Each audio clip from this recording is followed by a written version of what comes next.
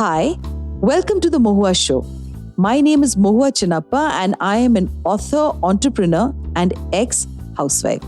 This podcast is about everything from business to technology to arts to lifestyle, but done and spoken ईमानदारी से.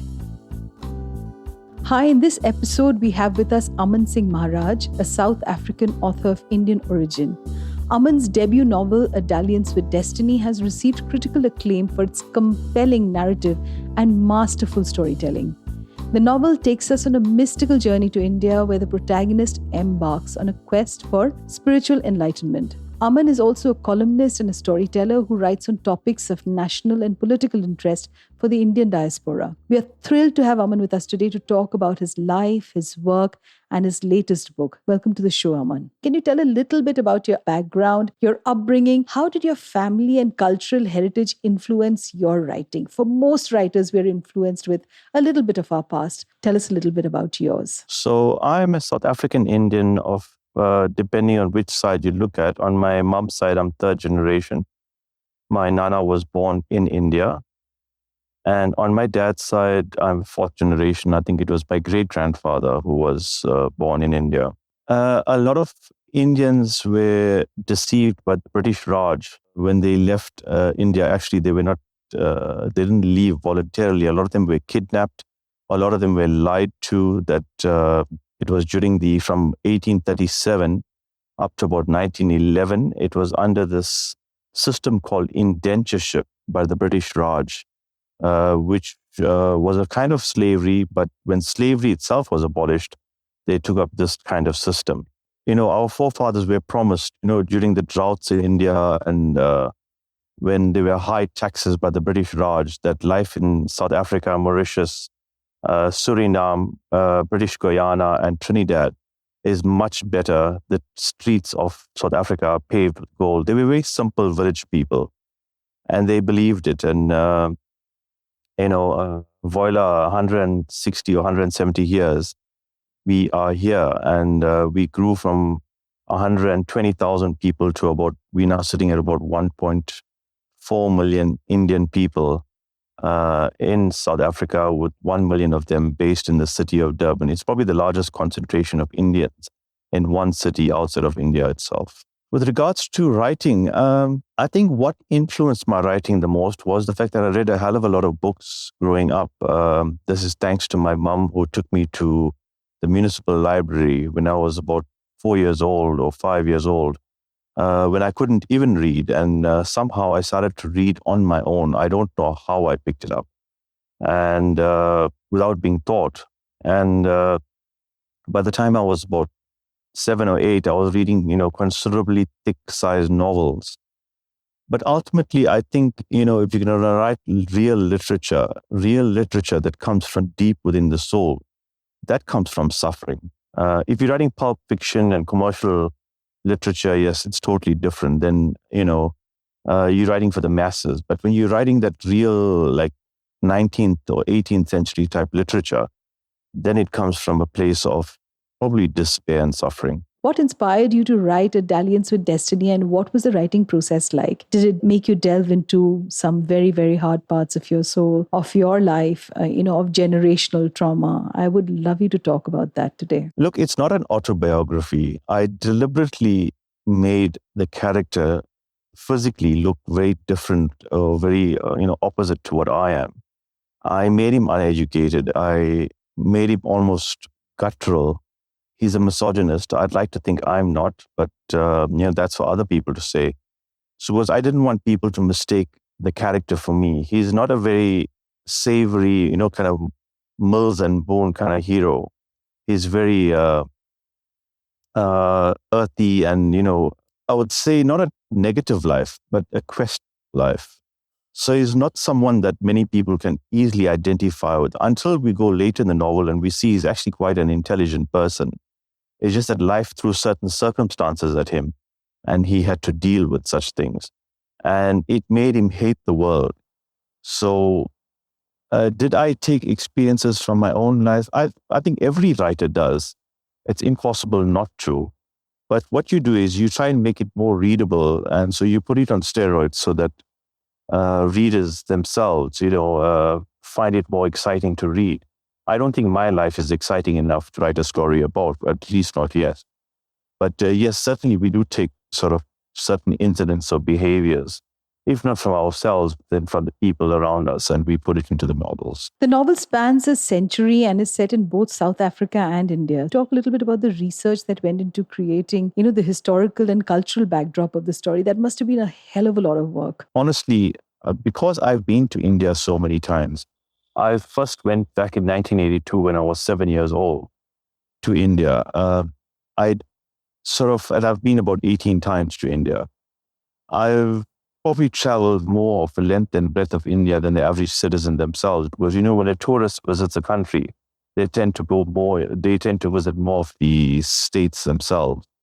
So my knowledge of India is pretty expansive. And then in terms of South Africa, there was not much research to do because I grew up here. So a lot of the sites and surroundings and the settings came from my memory. And like I said, with me having gone there so many times, I think the only places I haven't gone to are the far northeastern states like Mizoram and Nagaland and so forth. So I have a pretty good understanding of India. So if you can call my travels research, then yes, my travels have been what I used as my backdrop. But it was not deliberately done. It all came together almost accidentally into a novel. You just mentioned about your protagonist and you said he's very earthy and not really likable till you go to the end of the story. So the protagonist of your novel is a man in his 30s and he's struggling to find his place in a changing world, So how did you approach the character development and did you face any challenges while you were portraying his journey? When I first wrote the draft of the novel back in 2006, he was actually a Mills and Bone kind of hero. He was very lovable. He was a dashing kind of romantic figure that, woman would just go weak in the knees for. And when I read it for the first time, I got very irritated with myself when I read the first draft. I said, no, this is not exciting enough for me. It's too, if I'm going to write a Mills and Bones kind of story, it doesn't work. It doesn't work in my mind in terms of literature. It's just too commercial. So I had to tap deep into myself. And, I wouldn't say I have many negative traits, but whatever negative traits came out, I just sort of amplified it and I poured it into the character. So there are certain bits of me in the character himself, the archetype, but they are definitely being exaggerated to give it literary a feel. Was it a difficult process? I think there were times, yes. The challenge for me was, how will society accept this? Even though we are living in a kind of a Western society in South Africa, we're still Indians at the end of the day, and we are a lot more conservative than the other communities. So I was very nervous as to how it would be accepted. So that was the challenge. But writing about the character itself was not the challenge. It was the fear of the reprisal from society about me writing a kind of a book like this and about such a character. How would they accept it and would they judge me on it?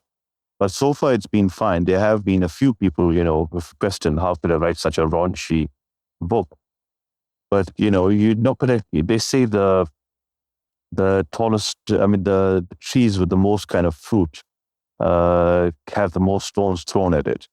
So I take it on square on my chin. You can't write a novel and expect people not to respond. And even a negative response is a fifth thing. Your Dalliance with Destiny has received critical acclaim for its compelling narrative and, the masterful storytelling that you've done. So, there are a lot of our listeners who may be wanting to embark on the writing journey. And can you share a little bit about the writing style and the themes that you've explored in your work? I believe if you're going to become a writer, don't put all your eggs in one basket.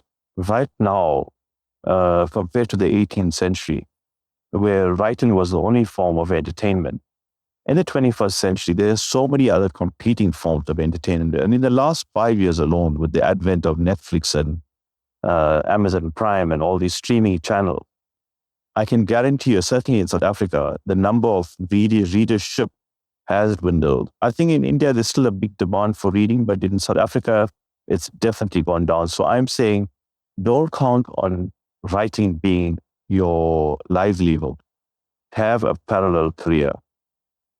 At the same time, I don't believe anyone can just be a writer. I think we all have our unique talents that we are born with. And I believe this is my talent that was given to me. Whether it's a carryover from a previous life, it's hard for me to say. It means going into esoteric sort of discussion. But I believe everyone has, in Sanskrit, we call it a swadharma, which is that which is intrinsic to you. Somebody may have been born as unique sportsman, or somebody may be a pianist or so forth. At the end of the day, you have something, and you just got to do the introspection to find what it is. And it just so happened my mom gave me the kind of environment for me to flourish by providing me with access to many books, that I was able to find out what my swadharma was. The experiences of the Indian diaspora, in South Africa, which your writing, does describe. Can you talk about the challenges and opportunities of writing about this community? I mean, are there lots of stories that you think still needs to be retold, or they've not been heard? And what sort of an impact do you think that your work will have, on the readers? I think herein comes my criticism of Indian society. I'm talking about India. In India as a subcontinent itself, there's a huge sort of colonialist hangover, where I find that many middle-class Indians believe they have not made it in life unless they move to the USA, UK, or Canada. And I always say, labor is very cheap. I'm talking about domestic help. So the middle class is able to afford maybe a driver or a few servants to clean the home, or a cook or a chef, and so forth. If you move to the UK, even as middle class or upper middle class, you are cleaning your own toilet. You are moving from maybe a house in Delhi in a nice suburb to these small brownstone homes in England, which are not really attractive to look at. And you will work equivalent to maybe a lower classes in India. Not that I'm judging the lower class. I'm saying you will have to put in that effort in terms of running a home. So, it's about this kind of mindset that I had to go challenge, because whenever I went to India and I said, listen, I'm from South Africa, they don't see South Africa as a country. They see Africa as a country. So the moment you say South Africa, they respond, oh, Africa. Like it's something so exotic. And suddenly, Africa just becomes one big giant country. And you can literally see it in their eyes. They're picturing huts and lions running around, and, that we're a bit of a backward country.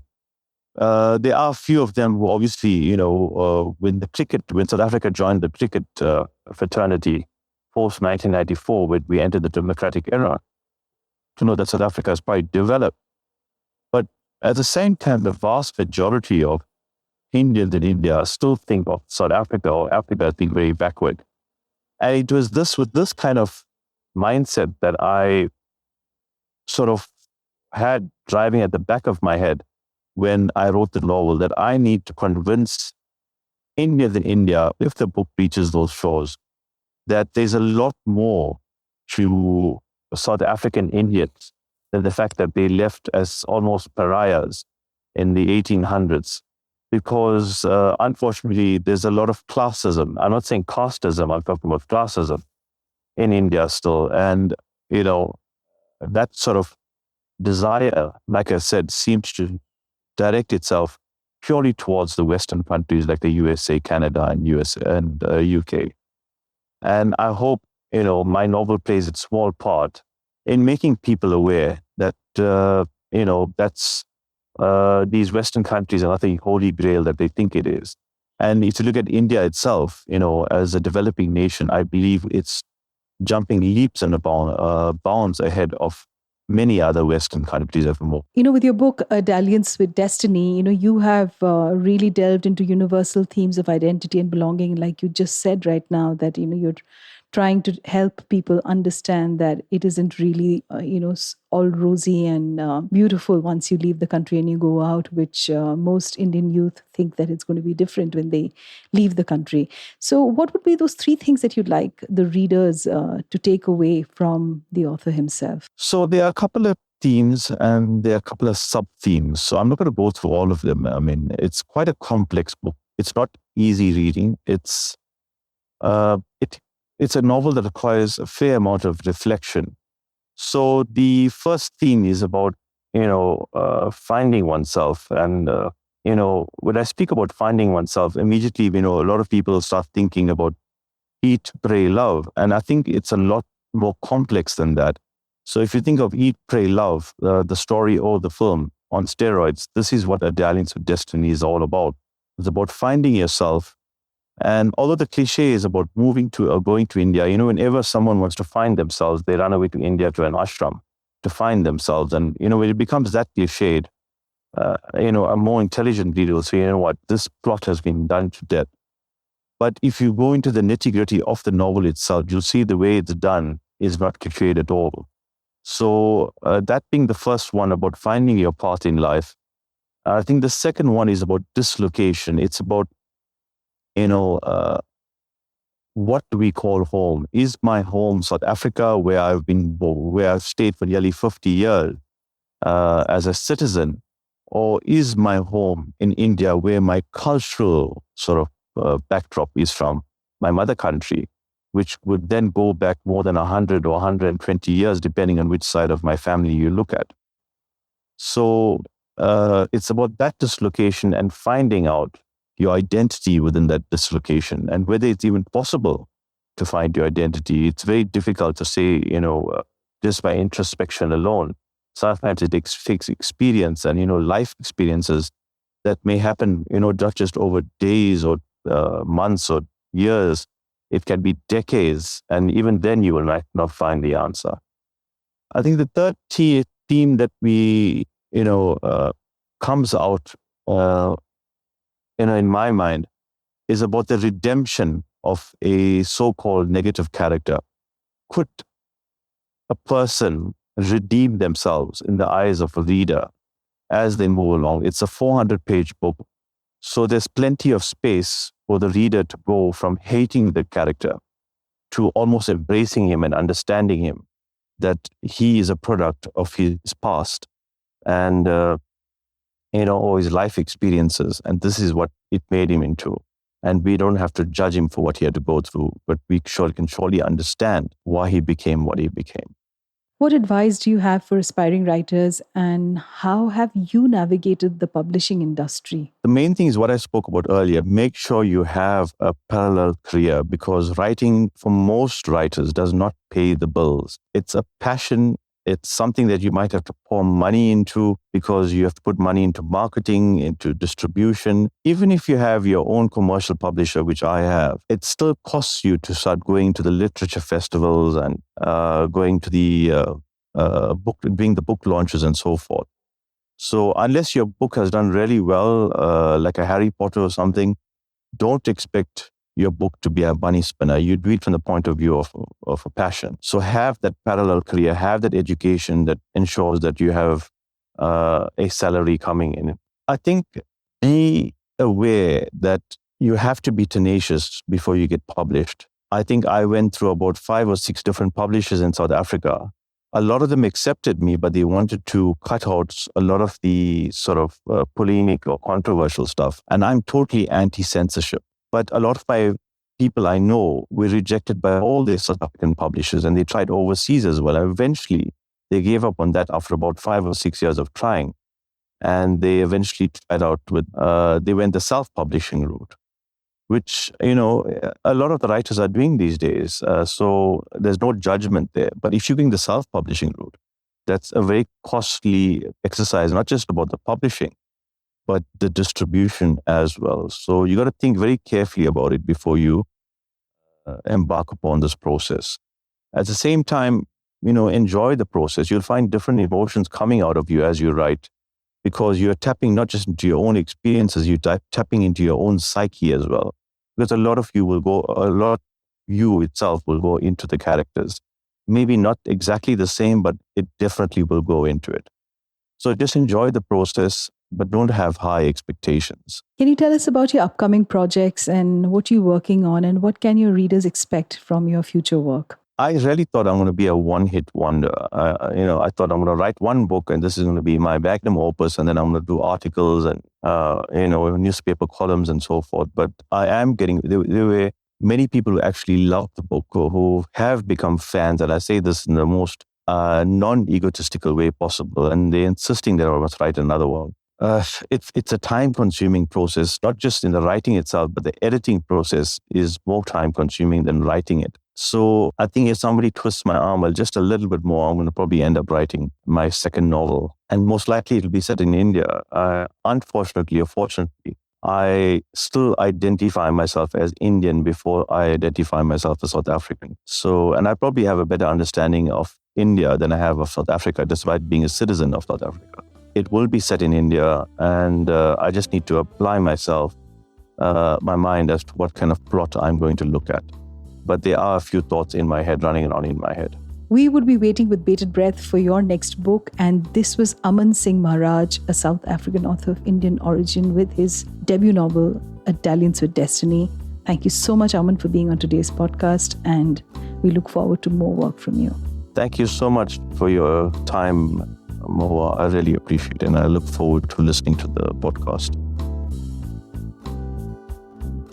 To you, our dearest listeners, you can find us on your favorite streaming services, Spotify, Amazon Music, Apple Podcast, and of course on all other major streaming services. With loads of love, we are The Mohua Show, where we talk ईमानदारी से.